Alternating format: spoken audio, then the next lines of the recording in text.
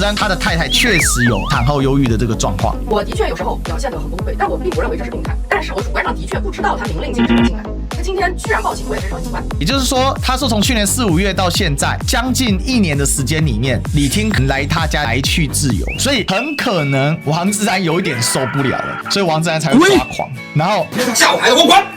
所以才会更加的生气。一夫多妻是人类的天性。王志安前妻直播崩溃，我真要逼死我。他说我滚。那你把钥匙给我。钥匙给你，并不表明让你进我们家，你知道吧？你等着进监狱。我们这边先用李听的说法，但我两边都不赞。当时我和王志安发生争执，王志安把水杯往桌子上一摔，然后就朝我走过来，我以为他要打我，代表这2个人的信任关系是完全破裂的。因为他跟我离婚的时候承诺不会再生孩子，暗示王志安不能再有名分上的伴，代表李听放不下王志安。我后来才知道，那时候他女朋友都怀孕好几个月了，他还在骗我，所以李听才会这种崩溃。九哥王志安同行来凑热闹，25分钟1万次观看，哇，这流量真好赚啊！刚刚就给他刷上去了。王志安曾经针对法轮功起底，这一次出了事情，轮子第一时间趁机串2脚大幅度的报道，所以路人刮着人恒吃之。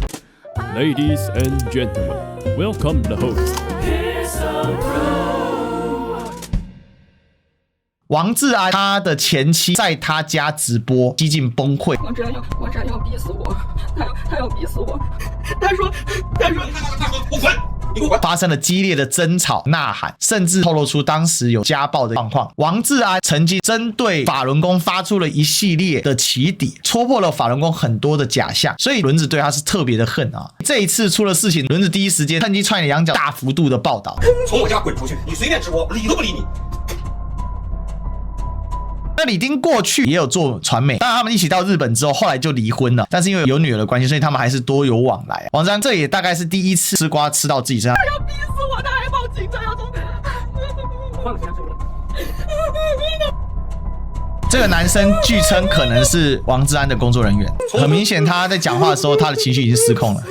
这几个关键信息给大家看一下。那时候我事业很好，王志安要求我退出网络，有时我总是喜欢对社会热点事件发表看法，受人关注。他说他自己已经是名人了，家里不能有2个人都在风口浪尖上，这样家庭风险太大了。我说可是别人都不知道我们是2口子啊，你不是不准我说出去吗？有时候人家搞活动碰巧邀请了我们俩，你都让我叫你王老师。他说王志安从楼上冲下来，他说我滚。滚！他吓我孩子，给我滚！因为这时候他们2个的孩子还在家里面。那这孩子呢，有时候要住妈妈那边，有时候住爸爸那边。你在我们家住了9天了，你知道吗？是你说的，滚！你说的，你把你的家的钥匙给我。你给我滚！你给我滚！然后这一次呢，王志安这边说住了9天，看起来他的前妻也没有否认。你不能，我马上报警！我忍你已经够了，我跟你说，我马上报警！你随便，你知道吗？你随便直播，理都不理你。那你把钥匙给我。钥匙给你，并不表明让你进我们家，你知道吗？你等着进监狱。当然，这事情第一时间就引起了各大媒体的关注啊。绿媒泰报曾在台失言，央视记者王志安爆丑闻，前妻直播哭骗我离婚，冲突场面爆。后来呢，直播混乱完全结束，李听有做了一个解释。那在做这一段之前，一直没有看到王志安有一个具体的回应，所以我们这边先用李听的说法，但我两边都不赞，因为我没有全面的视野可以开。大家好，昨天直播断了以后，我又被带到警察局去了。王志安在警察局里说，第一，我拿着刀挥舞，威胁他和他女朋友；第二，说我不准女儿去上学，让她留在家里边照顾自己，和让女儿带我上医院帮我翻译；第三，说我非法入侵他的私宅。当时警察已经把我和他和女儿分开在三间房子里边，但是他很大声的跟翻译说话，我都听到了。然后我想立刻就跟警察解释，但是警察让我别说，问我的时候再说。然后他们就直接去问女儿了。然后他们出来就把我送到一家医院的精神科去做鉴定。医生大概问了1个多小时吧，就除了跟抑郁症有关的，还问了最近发生的事情，我都做了解释。首先，我没有挥刀威胁任何人。这里面呢有几个冲突点，为什么他跑下来开直播？因为一开始他在王志安家住9天，王志安还跟他女朋友住一起。当时我和王志安发生争执，王志安把水杯往桌子上一摔，然后就朝我走过来，我以为他要打我，因为他以前曾经家暴过。我当时站在厨房里。桌子上面就手旁边正好有把水果刀，我就随手拿起来，说你不要过来。一个水杯摔一下，一般来讲吵架归吵架，摔东西，但是会觉得对方要杀自己，代表这2个人的信任关系是完全破裂的。但是这个信任关系完全破裂，却又能够交换钥匙，这本身其实是，当然这人家家务事啊，我只是就事论事的去讨论。然后这时候他的员工就过来说事态冷静，我在这里王局不敢动手打你。所以刚才那个男生应该就是王志安员工，然后就把刀拿过去了。我这不是要威胁别人，我只是想自我保护。可是这很难讲。不过警方事后调查可能也采信这个方法。关于孩子上学的事情，是孩子不舒服请假在家，然后正好是我预约了，提前老早就预约了看病的时间，那我也不能把他一个人留在家里啊，我就带着他一起去。我后来是有夸他，我说宝宝真厉害，都能帮妈妈做翻译了，你要是不来的话，那妈妈就听不懂医生说什么了。但是这是我鼓励孩子的话，并不是我为了让他要陪我看病而不准他上学。我没想到孩子爸爸会拿这种事情来借题发挥，代表说两人信任破坏了，这样认定跟他的认定就明显出现落差。王志安出来讲之前，我们没有办法站谁对谁错啊，就算出来我们也没办法完全认定谁对谁错。关于私闯民宅的事，事实是王志安拿着我家的钥匙来我家直接开门就进来，我也拿着他家的钥匙，之前也是开门就进。事实上去年4月和5月这2个月，我和孩子都还住在他那里，所以孩子现在应该是跟妈妈住，但是有时候会到爸爸家去。所以我们并不是通常意义上的离婚夫妻。由于之前大家默认这种方式相处，所以我主观上并不知道他拒绝我和孩子进来。当然了，实话实说，我搬进去住确实有要恶心他的意思。所以这里就存在了一个报复感，女方不甘心这段感情，所以想要恶心他。因为他跟我离婚的时候承诺不会再生孩子。好，这里是整个前面的关键哦。女儿会得到他全部的父爱，说法是得到全部的父爱，但这也隐性的去暗示王志安不能再有名分上的伴嘛，因为有名分上的伴，当然生孩子很正常。所以从这个角度来看，所以女生的认定里面，他们离婚之后，王志安不应该再婚，或至少不该有公开的伴，所以他会去强调想恶心他嘛。讲一句直白的，这种协议通常也不能做出，这叫违反善良风俗啊！你都离婚，你怎么会限制对方性交呢？你怎么可以限制对方繁衍后代呢？新年前还说我们一家3口去北海道滑雪，他相信王志安这样跟他讲，所以女生认定跟男生认定是不一样的。男生也认定这个前妻不是我的家庭成员，而女生的认定是我们还是一家3口。那坦白讲，男人是很无情的。因为在生理方面，所有的灵长类，尤其高阶灵长类，没有一夫一妻制。人类的一夫一妻制完全是基于我们的假社会性的需求而形成，但这种制约是假的嘛？大家也知道，有钱人都3妻4妾嘛。整个人属的分布来看哦，一夫多妻是人类的天性啊。我跟你讲，这是事实，这个是生理本能的问题，只是差别在于说，人类发展出了更强的思考的层级，所以我们出现了一个东西叫理性。但是你千万不要高估理性的存在。所以为什么尼采强调超人意志？他年初在欧洲出差的时候，还打电话给我说他只有我们一个女儿，以后如何如何。我后来才知道，那时候他女朋友都怀孕好几个月了，他还在骗我。等我知道这事儿的时候，他女朋友都怀孕9个半月了，马上就要生了。有没有？如果照这个时序来看的话，那孩子应该是生了，代表李听放不下王志安，但王志安已经移情别恋，所以李听才会这么崩溃。这里有一个关键，李听的精神状态确实有一些状况，他自己承认的。我的确有时候表现得很崩溃，但我并不认为这是病态。这个问题很大，结合前面日本医师就其抑郁症的部分讨论，他的太太确实有产后忧郁的这个状况。那这时候老公有2种选择，一种就撇下他不管，他发病的更厉害；第二种就是要给予他更多的关怀跟照顾，然后你还是会很痛苦。但是我主观上的确不知道他明令禁止我进来，他今天居然报警，我也非常意外。也就是说，他说从去年4、5月到现在将近1年的时间里面，李听可能来他家来去自由，所以很可能王志安有一点受不了了，所以王志安才会抓狂，而且他这次来的9天他还不走。然后王志安刚才说你吓到孩子了，所以才会更加的生气。前天他带孩子去吃晚饭，孩子回来以后就跟我说，爸爸一定要我和阿姨一起去吃饭。我说我不想去，爸爸非让我去，还问我是不是妈妈不准你跟阿姨一起吃饭。我说不是，是我自己不想，我不喜欢阿姨，阿姨不准妈妈和我们一起出去玩。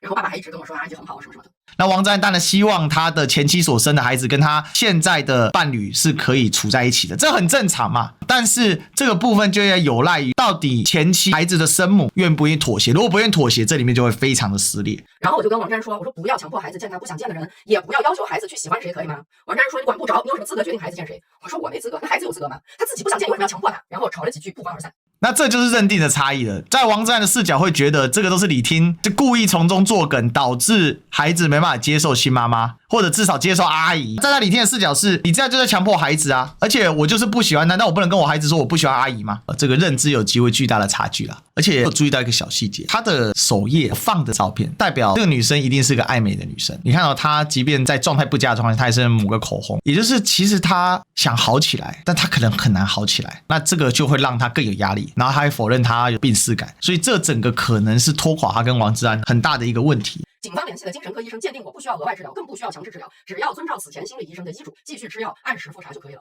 也就是说，很明确的，李听确实有长期精神抑郁的状况。女儿说，如果医生说要住院，那就得住院；如果医生说不用，那就回到警察局这儿来。然后女儿说，那我就在这里等妈妈。你看哦，连警察都没有把握说他要不要因为精神状况而住院。如果他只是轻微忧郁症的话，警察不会是这样反应，那代表说他的产后忧郁的状况确实是相当严重的。我当时在车上流眼泪，那位女警官还握了握我的手，叫我加油，然后我就和女儿回家了。所以一个人生经验分享给王志安调查记者，妈妈合不合格，不是由你这个每周出现几小时的爸爸说了算的，是由孩子说了算的。代表说还好有这个女儿，这女儿支撑着妈妈继续负重前行，是女儿将来也会很辛苦啊，因为当患上了忧郁或抑郁呢，很可能是一辈子的问题，她只能被压制，很难完全好。说一下王志安家暴的事，第一次是我刚生完孩子，还没出月子呢，住在北京爱乐宫月子中心里。因为王志安取的名字我不喜欢，然后我们说好第二天再商量。结果第二天一早起来，我就发现王志安已经走了，他直接去把孩子的名字给落户了。然后回来我俩就发生争执，然后他说急了就冲过来，夹着我的脖子，把我按在墙上，扭我的胳膊，然后拿我脑袋撞墙。我当时真的绝望。我那时候因为生孩子的时候侧切的伤口太深，都没有办法小便，我身上还挂着尿袋呢，我伤口还在渗血呢，他真下去去手。后来他松手以后，我就从我住的那房间冲到走廊。那个时候我只有一个想法，就是从阳台上跳下去，从此解脱。比起疼痛，那种羞辱感让我更加无法承受。然后那些值班的医生护士全部跑出来拦我，王志安也跑出来了。后来他们就一直派人看着我，第二天找人来把阳台都给封了。我第二天身上好几处都是淤青。王志安可能真怕我自杀了，还找了一个心理专家来，是他当年在天津卫视做节目的时候认识的一位女嘉宾。我就给他看我身上的伤，他说王老师你怎么能动手呢？你这无论如何都是不对的呀。然后当时我妈在旁边哭，说她还在月子里，你都能动手啊，你这心也太狠了。我跟你说，从这里可以看出几个点。如果他的陈述是事实的话，第一个，我认为王志安绝对是个大男人主义，产后忧郁的加重跟王志安那次的动手是有绝对的关系，而且这一个动手会一辈子缠着王志安。王志安大概现在后悔万分呐，家暴一定有一就有二啦哦，然后千万不要讲什么只有家暴一次而已，家暴是零跟有，遇到家暴我跟大家讲没有原谅的空间，离婚就对了，告死他。他一旦有对女生动手，那这个男生他会让女生害怕一辈子，所以这就回顾到前面为什么会去拿刀了，但拿刀反应是过激烈，但他才生病啊。那王局会气成这样也很正常，因为面对抑郁症，你如果拿理智跟他面的话，你一定会发疯。这里面唯一可以治疗抑郁症的东西只有一个东西叫爱，可是当不爱了就无可救药。这是一个很典型的男女不爱了，但因为各种状况暂时没办法离婚，常见的一个婚姻的状况。王志安，你扪心自问，我如果想算计你，我早就可以用这些事情来威胁你。在你逼我离婚的时候，在你一个月只给我83000日元抚养费的时候，这就牵涉到另外一个状况了哦，一个月83000日元，在东京生活。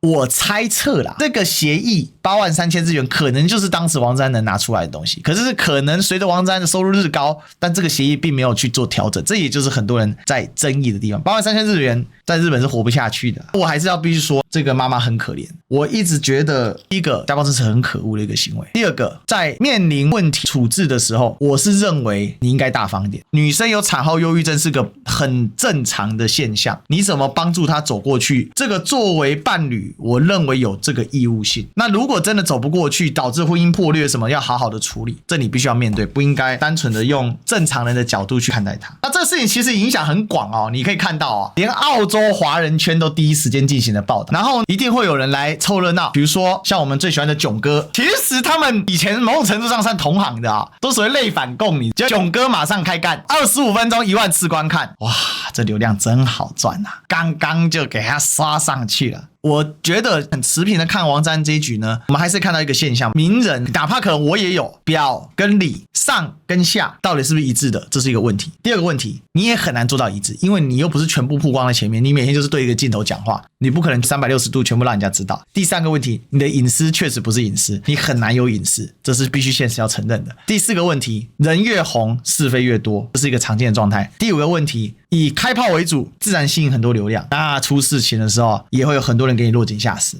那我是觉得反正今天吃王局的瓜，不代表我要对他落井下石，但也不代表我支持他。这一局我没办法站哪一边，清端难灌家务事，我只能讲我们看到的，那我们就可以自己想一想我们的生活。